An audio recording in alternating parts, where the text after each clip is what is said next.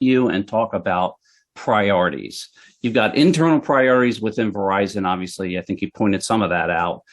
You've got sort of external with the customers, if you will. Tell us about these priorities for this year. Top three priorities for you all.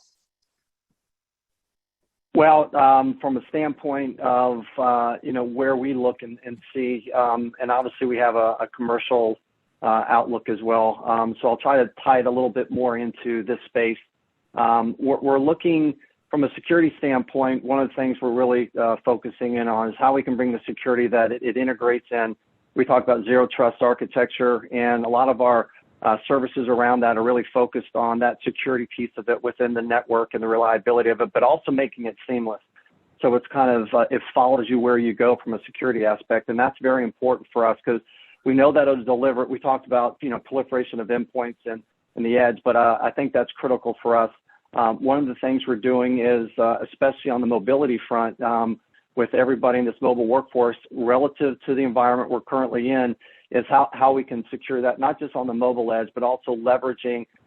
We just announced, some of this ultra band, which is allowing us to be more forward-leaning in some of the capabilities, more collaborative, more interactive, allowing people to really press and be engaged with all, still being able to get to the people, information, data, et cetera. And I think that's going to be critical going forward because with devices becomes more pull on the network, and how do we can ensure that we're getting the quality and we're getting the capability delivered. And I think the other thing is we're seeing a lot of the support from the standpoint of services, some of these commercial services, and how we can deliver them, especially when it comes to looking at solutions, working with partners from this, from the zero trust architecture, which was alluded to earlier from the president's directive and what's coming down, and really using a leveraged industry. And so we're looking at that as how we can partner and deliver those, especially around the federal government, DoD, and the intelligence community, because we think it's going to be vital going forward. And one of the things is we have to balance between the agility and security. We never compromise security, but we're in that balance so we can be agile. We can make sure we can deliver the services and capabilities.